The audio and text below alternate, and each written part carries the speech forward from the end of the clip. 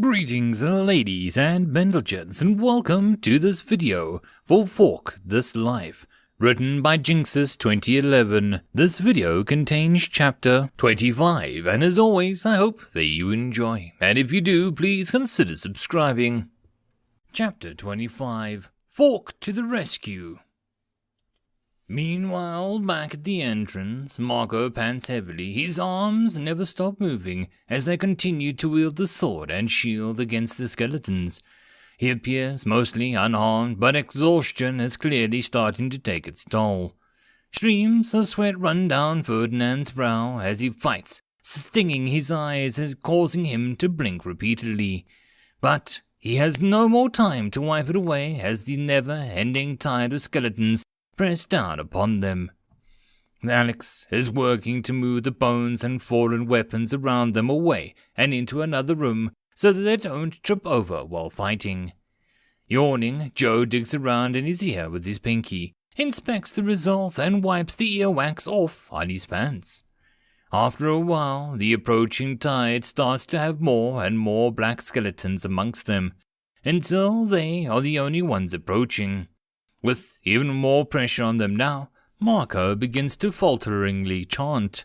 Although he hears that Ferdinand doesn't even spare him a glance, he has no leeway to look away from the combat, and he can barely see with all the sweat dripping into his eyes.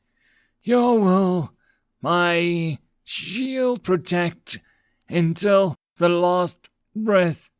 Final bulwark." A giant image of a shield appears, blocking the stairway completely. The skeletons beyond it immediately begin to batter against it. Decapitating the skeletons in front of him, Ferdinand wipes the sweat from his eyes as he breathes a sigh of relief. Panting, he asks Marco, "How long can you hold?" Marco stands unmoving with both hands raised as his shield, sword discarded on the floor. His lips barely move as he tries to speak, but no sound comes out. Ferdinand frowns. "Gerald was right. I should have trained telepathy up to advanced. Then I would be able to talk with him," he thinks regretfully. I think that I've read about this spell before," Alex said, still ferrying skulls, pelvises, and other manner of bones across the room. "Final bulwark, yes. It's particular to the paladins of Azrekahl, of course. Requires the shield for use. Uses mana, stamina, and health to power it," he falters, a couple femurs tumbling from his arms. Cannot be cancelled or interrupts at once cast, except by the user reaching 1 health. Results, almost without exception, in the caster's death. He gulps. "Well, you'll just have to heal him as soon as he stops then." Ferdinand leans against the wall to catch his breath. "I can try, but 1 health. He could die at any moment, even without anything attacking him. It'll be up to his luck and will to live whether he survives or not. And either way, you'll need to take over the whole defense. I'm afraid that I'm more capable with a book than I am a battle axe, so to speak." He shrugs, dropping the bones on the floor with a clatter. He looks down at them sadly. "It's going to take weeks to give all of these a proper burial. If we don't end up joining them, that is." Ferdinand shakes his head, again wiping off his forehead. "Marco was right, we can't think like that. We just have to keep fighting." The holy sanctuary fades and Alex shrugs. "I'm running low on mana. I'll be needing some to heal Marco. But why are you fighting? Us priests and paladins, well, it's pretty much our duty, but you don't seem to be particularly pious. So why are you here, risking your life in some nameless place?" "I just want to help protect people." Alex raises an eyebrow. "My detect lie skill tells me that you're telling the truth. My experience as a piece tells me that it isn't the whole truth." "Do we really have to do this now?" Ferdinand frowns. "No, I suppose not," Alex sighs. He spends the next few minutes in silence ferrying more bones across the room until the doorway is completely clear of them, keeping an eye on the shield blocking the stairways at all times. Ferdinand takes a sip of water from a flask and sets it down next to his backpack along the wall. He dries his hands on his shirt, his breathing gradually slowing to just above normal levels. Crack!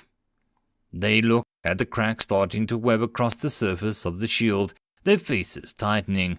Both of them had secretly harbored the hope that the necromancer would be defeated by the time that the shield fell. The shield shatters a moment later, and Marco falls backwards with blood spurting from his mouth, shield falling to the floor to lie next to his sword. Ferdinand scoots it up and stands in the middle of the doorway while Alex ships Marco away, hands infusing him with healing magic with all the while. POV Ferdinand. I slip my arm into the handle of the shield and brace myself. The shield helps me block off the skeletons on one side while I focus on fighting the ones on the other side. 1, 2, 4, 7, 12, 20. I stop counting. Already used to dismissing the windows as soon as they pop up. I almost missed my level up earlier because of how I'm used to it. But luckily, I just managed. I remember feeling very thankful that the menu could be used hands-free back then. It's unbelievable that I'm closing in on level 30 now. It was only a short while ago that I was only level 18, and now here I am. I shake away my loose thoughts and concentrate on the fight. Slash! Dismiss! Slash! Dismiss! Slash! I slowly feel my left arm growing heavy. The shield feels awkward, and the strap is digging into my arm painfully. I should have known that I can't just pick up a shield and be able to use it effectively. Slipping my arm from the handle, I drop it behind me, all the while fending off a myriad of black skeletons in front of me. I'm gonna have nightmares of this if I survive today. I shake my left hand to lessen the pain a little bit and place it on the hilt of the sword, wielding it in a two-handed grip. Slash! Slash! Slash! Bones clatter upon the steps, shattered spines and scattered limbs. Slash! Slash! Slash! Dim lights flicker ominously, sending an army of hollow shadows, multitudes larger than the actual one dancing across the walls. Slash! Slash! Slash! That annoying drip of sweat has come back, and I barely see anything in my left eye. But even the blurred figures I see are enough to combat the simple attacks. Slash! Slash! Slash! I blink my left eye furiously, but that only seems to make it worse. I give up and decide just to stop blinking altogether. After a short moment, tears seem to cover my eyes, relieving some of the pain. Slash! Slash! Slash! Skill gained. Battle Focus Basic. Allows you to enter a state of intense concentration when in combat. Slightly decreases likelihood of being startled by unexpected events, losing track of an enemy and not seeing attacks. Strength plus 0.5, Dexterity plus 0.5, Endurance plus 0.5, Intelligence plus 0.5, Wisdom plus 0.5, Luck plus 0.5, Charisma plus 0.5 when in this state. Dismiss! Slash! Slash! Slash! They keep coming no matter how many I cut down. Both my eyes are stinging with sweat. I can only see indistinct forms, my arms are sore, and my hands are shaking, and I can barely breathe. Slash! Slash! Slash! My grip is slipping, and it feels like the sword will drop from my hands at any moment. I can hardly think. Why am I fighting again? Title evolved, Undead Bane becomes Undead Slaughterer. Killer of many horrors at night, you can instinctively sense nearby undead, especially those harmful to you. All stats increase by 2 when attacking undead. Dismiss. Slash, slash, slash. Right, I thought it would be like one of those knights shining armor from the stories. She's the one with the shining armor, and she's stronger, smarter. Beautiful. How could I ever hope to rescue her? Slash. Slash. Slash. She's taking a long time to beat him. She's having trouble. But then, if these skeletons get through I can hold on for another few levels, surely. I tighten my grip, take a deep breath, and try to blink away the sweat and fight on through the pain on all the wounds that I've been taking. It might just be my imagination, but it feels like my sword just got a little bit lighter. Their weapons just a bit slower. Slash, slash, slash. That wasn't too hard, right? Another 10 seconds. Slash, slash, slash. Are they getting weaker? I feel like they're getting weaker. I think I can hold them for at least another 20 seconds. Slash, slash, slash. Is this a joke? Why are they so easy now? Where did all the pain go? I can go for another minute at this rate. Minimum. Slash, slash, slash. Come at me, you bastards. Trait gained. Battle-born. Whether your battles end in victory or defeat, you will never give up. Increased resistance to mental influences, increases grip strength, pain reduction. Stat unlocked, fighting spirit. Skill gained, battle cry, basic. Roar loudly, your voice echoes over the battlefield with the possibility of starting and or causing fear in enemies. Reducing effect if used repeatedly on the same enemy. Requirements more than 30 fighting spirit. Cooldown 2 minutes. Stamina cost 30. Fighting spirit plus 30. I find myself grinning as I cut down the skeleton after skeleton. I dismiss the notification without reading them. They don't matter. The only thing that matters is not a single skeleton gets past me. So when armored skeletons start pouring down the stairs, I just tighten my grip, square my shoulders, and glare at them. Going back some 10 minutes, the distance between the Sword of Judgment and the Skeleton Warlord is less than half a meter, and the sword is moving slightly faster than an arrow in flight. Such a distance at such speed, it'll take less than 100th of a second.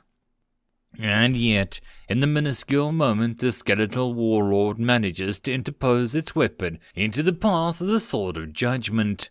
Death energy blows up its bare, skeletal arms and into its weapon, struggling to push it back. For a second, the holy magic and death energy are at an impasse, the holy magic constantly purifying the oncoming rush of death energy, and the death energy surging forth seemingly endlessly. Snap! A large shard falls to the floor, formerly the upper half of the skeletal warlord's massive claymore. Despite, in the dim light, its silvery blue color is clear. Even a blade forged in mithril was unable to withstand the power of a Sword of Judgment.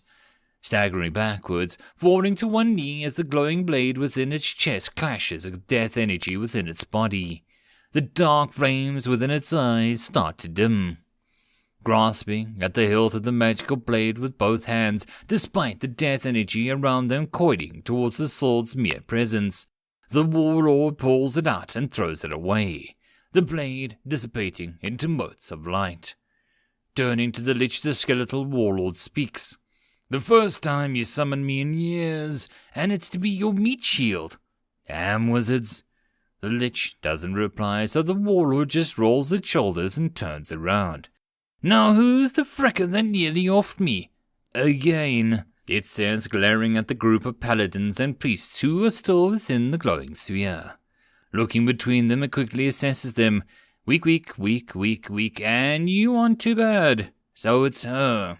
It says, referring to Lily, who is wobbling slightly as she stands. The spell almost drained her of every last drop of mana in her body at once, and as a result she is experiencing a physical exhaustion. It walks forward, the generals moving out of its way as it approaches. It halts just in front of the sentry. You aren't hoping this can stop me, are you? The skeletal warlord rasps, pushing the skull into the glowing barrier. Because it won't. Ding! The skeletal warlord blocks Luck's blade with its own. Despite having lost its top, the blade is still of considerable length. That's more like it. Luck and the warlord begin to fight, and the generals similarly resume their assault. Barely 2 seconds later, the Lich begins to chant, but the warlord rotates its skull to interrupt him. Don't you dare buff me. I didn't come back from the dead after a millennia to easily overpower every enemy I face. I came back to fight real battles. The Lich looks at the warlord coldly. You are mine, and you shall do as I please. Oh, and what the hell are you going to do if I don't? Take away my unlife? You don't have the guts, mocks the warlord. Without me here, you'll die in seconds. My fight, my rules. After a moment of silence, the Lich speaks again. And what if he defeats you? Then I die again, the skeletal warlord states simply. True warriors accept the possibility of death. The only reason I died with regrets last time, because it wasn't an even fight. It was an assassination. Fine, the Lich practically spit the words out. The skeletal warlord shifts its skull back to the normal position. Let's get this started again, shall we? The jagged edge of the sword hacks down at Luck. Ducking to the side, Luck parries to the blow, pushing away with his own. From there, he attempts to slash towards the skeleton. With the twist of the wrist, the warlord blocks the attempt of his own cut. Parry, thrust, dodge, cut, block, riposte, slash, hack. The two exchange a flurry of blows. Luck is fatigued and unable to fight at his highest capacity, but the situation is precisely the same for the warlord. Deprived of much of his death energy from the earlier Sword of Judgment, it has perhaps half the speed and power that it would ordinarily enjoy. Of course, it still had an endless stamina of the undead, an advantage that Luck was uncomfortably aware of. If his opponent this time were a human of the same caliber, he was confident that he would be able to defeat it. But as it was, it may only be a matter of time before he himself falls if he can't pull something off. Breaking its weapon is nothing but a pipe dream, despite its apparent fragility. Every one of Luck's blows has been infused with either power of slash or power stab skills, to no effect. Binding it somehow, impossible. Breaks its stance, possible, since skeletons are comparatively light. Even while planning his next move, Luck makes no change in expression, no small movement that could give it away. His eyes don't shift from the warlord's upper body as he drops to the ground and sweeps his leg towards the warlord's. The foot meets nothing but air, and the next moment Luck rolls away to avoid the warlord's weapon stabbing down towards him. Regaining his feet in an instant, Luck looks warily towards the warlord. First thing I did when I got this body was familiarize myself with its weaknesses and strengths, utters the warlord, surging forwards once more. Luck prepares himself for another assault, but the warlord instead darts around him like a swallow, slicing into the armor with the casual finesse of a master before jumping back to evade the blade whistling towards it in retaliation. Subtly shifting muscles to ascertain the extent of the damage, Luck winces. The cut is narrow, but nearly to the bone. There are 7 muscles and tendons, no doubt. Then the pain is intense, to say the least. Still, one knows their own body best, and Luck is a paladin. A soft glow begins to emanate from the wound as it slowly starts to heal. In the meantime, however, Luck is at a severe disadvantage. The wound on his back severely limits the range of movements and the strength that he can exert. He shifts into a defensive, using his shield more than his sword as he stalls for time, even while realizing that the delay will similarly benefit his enemy. A voice floats into his head. Use the fork, Luck. Whether it's from delirium or memory, he isn't sure, but at that moment he's grasping at straws. Lily is out of mana. The priests are probably running low by now, and there's a visible exhaustion on the faces of the other paladins, even if he ignores his own predicament. At worst, it might distract him for a moment, he thinks, pulling the fork out of the pouch and hurling it at the Lich, heavily doubting the potential lethality of even the high-velocity fork, but nevertheless concluding that it could be in fact a strangely shaped magical item. The warlord attempts to slice it out of the air with an extraordinary display of hand-eye coordination, but the fork appears to shift mid-air, evading the blade. Do my eyes deceive me? Wonder both Luck and the warlord, because Luck's eyes widen, and the dark flame behind the warlord's eye sockets flickers slightly in shock. Still hurtling through the air, the fork stops its ripping and straightens out, morphing into an arrow-like form and greatly increasing its velocity. Unable to react in time, the lich stares in dumb disbelief as it shoots through the air towards it, over the heads of the skeletal soldiers, and then suddenly dips downwards, tearing through the lich's cloak and away again, in front of it now, balding strangely. Speeding up above the skeletons just out of reach, it returns to hover before Luck. Uncertainly, he reaches out, and under his dumbfounded gaze, the bulbous tip retracts, revealing a curious artifact as it rolls onto his palm. The spherical in shape, it appears to be made of mithril.